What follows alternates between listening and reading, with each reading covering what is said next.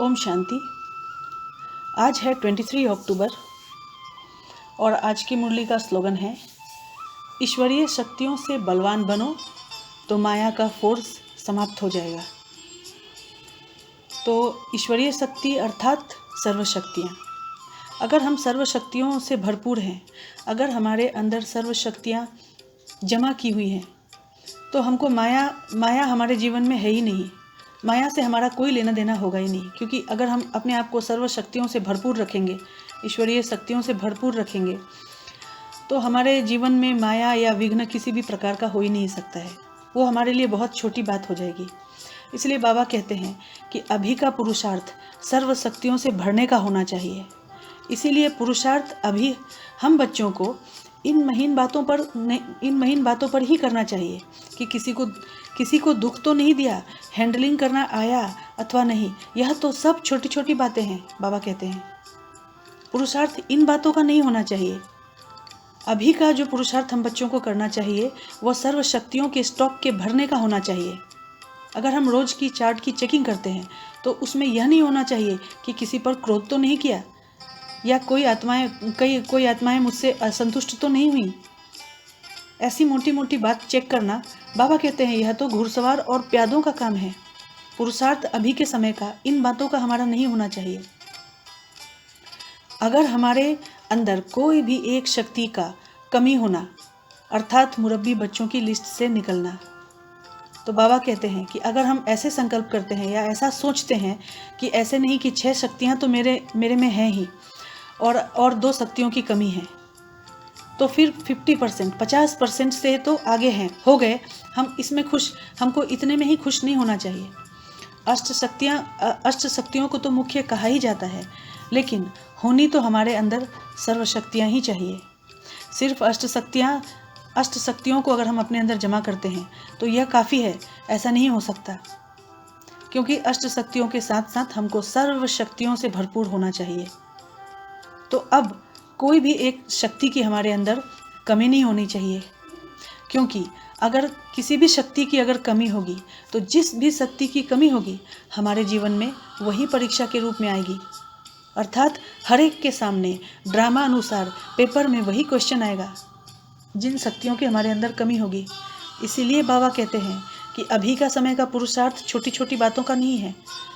अभी के समय में इसीलिए हमको सर्वगुण संपन्न, 16 कला संपन्न और मास्टर सर्वशक्तिवान बनने का करना है।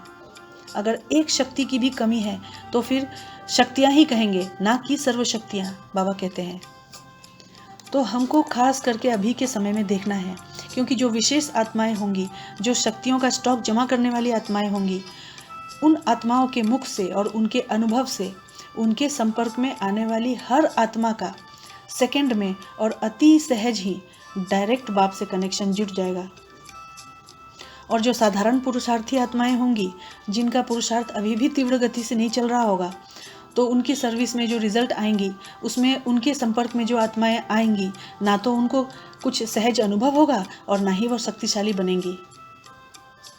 और जो निमित्त आत्माएं उनका बाप से कनेक्शन जोड़ने की जो कोशिश करेंगी, तो उनको भी मुश्किल का अनुभव होगा। मेहनत, मुश्किल और समय लगेगा। क्या करें, कैसे करें, यह हो सकता है अथवा नहीं, उनके सामने यही सारे क्वेश्चंस आएंगे जो साधारण पुरुषार्थी आत्माएं होंगे। इसलिए बाबा कहते हैं कि विशेष आत्मा बनना है हमको। विशेष आत्मा, शक्तिशाली आत्मा, क्योंकि विशेष आत्मा अपनी विशेषता के आधार से, अपनी शक्तियों के आधार से यह क्यों और कैसे के क्वेश्चन समाप्त कर देंगी। वे मुश्किल और मेहनत का अनुभव नहीं करने देंगी। न स्वयं उनके जीवन में कोई मुश्किल आएंगी, न उनके संपर्क में आने वाली आत्माओं का। और जो साधारण पुरुषार्थी आत्माएं होंगी वह तो सदैव प्रयत्न ही करती रहेंगी कि बाप से डायरेक्ट कनेक्शन कैसे जुड़ जाए। तो इसलिए बाबा कहते हैं कि अभी के समय में अपने आप को ईश्वरीय शक्तियों से भरपूर करो, क्योंकि आजकल निर्बल आत्माओं को सिर्फ हमारा बल ही नहीं चाहिए। उनको वे सिर्फ ज्ञान और योग के आधार से नहीं चल पाएंगे अभी के समय की आत्माएं, बल्कि उन्हों को निमित्त बनी हुई आत्माओं की शक्ति का सहयोग चाहिए, जिससे कि वह जंप दे सके दिन प्रतिदिन। आप बाबा कहते हैं कि दिन प्रतिदिन जो आपके संपर्क में आत्माएं आएंगी वह अति निर्बल स्टेज वाली होंगी। ये तो हम सभी देख रहे हैं अभी के समय में कैसी आत्माएं आ रही हैं। उनके अंदर मानो शक्ति कभी कुछ था ही नहीं। इस प्रकार की आत्माएं आएंगी। बाबा इसलिए कहते हैं निर्बल स्टेज वाली आत्माएं आएंगी। नई नई आत्माएं जो अभी के समय में आ रही हैं, उनकी शक्ति और हिम्मत में भी हमको अंतर दिखाई देगा, तन से भी और मन से भी अंतर दिखाई देगा। तो अगर इस हिसाब से अगर हम सोचेंगे तो अब जो लास्ट की आत्माएं आएंगी और जो भविष्य में जो लास्ट की आत्माएं आएंगी वह क्या होंगी? वह तो और भी अति निर्बल होंगी। तो ऐसी निर्बल आत्माओं को सिर्फ ज्ञान दे और उन्हें कोर्स करा दे व योग में बिठा दे, इससे वो कभी आगे नहीं बढ़ेंगे, वो आगे बढ़ ही नहीं सकते। अब तो निमित्त बनी हुई आत्माओं को अपनी प्राप्त की हुई शक्तियों के आधार से ही निर्बल आत्माओं को सहयोग देना पड़ेगा और उन्हें आगे बढ़ाना पड़ेगा। इसी के लिए बाबा कहते हैं कि अपनी सर्व शक्तियों का स्टॉक जमा करो।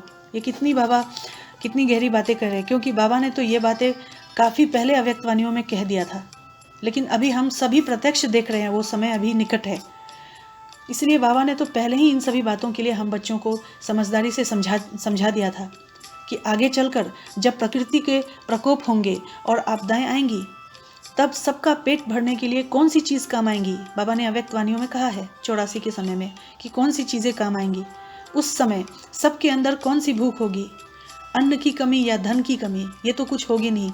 अभी के समय जो भी होंगी वो शांति और सुख, तब उस शांति और सुख की भूखी होंगी, क्योंकि प्राकृतिक आपदाओं के कारण धन होते हुए भी धन काम में नहीं आएगा, साधन होते हुए भी साधनों द्वारा प्राप्ति नहीं हो सकेगी। तो ये कितनी गहरी बातें हैं। जब सब स्थूल साधनों से व स्थूल धन से प्राप्ति की कोई आशा ही नहीं रहेगी, तब उस समय उन सबका संकल्प क्या होगा कि कोई शक्ति दे देवे, कोई इन आपदाओं से पार करा सके और हमें शांति दे दे। तो बाबा कहते हैं कि उस समय तो पानी की एकदा बूंद भी नहीं दिखाई देगी। अनाज भी प्रकृति आपदाओं के कारण खाने योग्य नहीं होगा, अनाज होते हुए भी सब नष्ट हो जाएगा। तो बाबा कहते हैं तो फिर उस समय हम क्या करेंगे? जब ऐसी परीक्षा सामने आएंगी तो क्या हम उन परीक्षा को सामना करने के लिए हम अपने आप को तैयार अभी हमने अपने आप को तैयार किया है? तो बाबा इसलिए पूछते हैं कि उस समय आप क्या करेंगे? क्या ऐसी परीक्षाओं को सहन करने की हिम्मत है? क्या उस समय हमारा योग लगेगा? अगर कुएं भी सूख जाएंगे तो हम क्या करेंगे? तो इसलिए बाबा कहते हैं कि अपने अंदर सर्व शक्तियों का स्टॉक भरो, ताकि जैसी भी परिस्थिति जब भी आए, जिस समय पर भी आए, तो हमारी स्थिति में कोई फर्क ना पड़े और कैसी भी निर्बल आत्माओं को हम अपनी शक्तियों, जमा की हुई शक्तियों के द्वारा हम उनके अंदर एक पल में बल भर सके, हम उनको भी मुक्ति का रास्ता दिखा सके।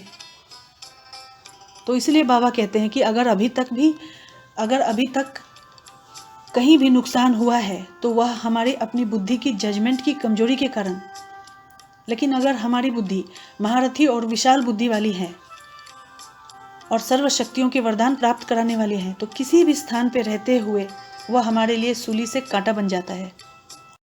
तो कैसा भी समय हो, यदि शक्तियों का स्टॉक अगर जमा है तो हमारी जो शक्तियाँ हैं, जो सर्व शक्तियों के द्वारा प्रकृति हमारी दासी बन जाएगी, अर्थात साधन हम स्वतः प्राप्त कर सकेंगे।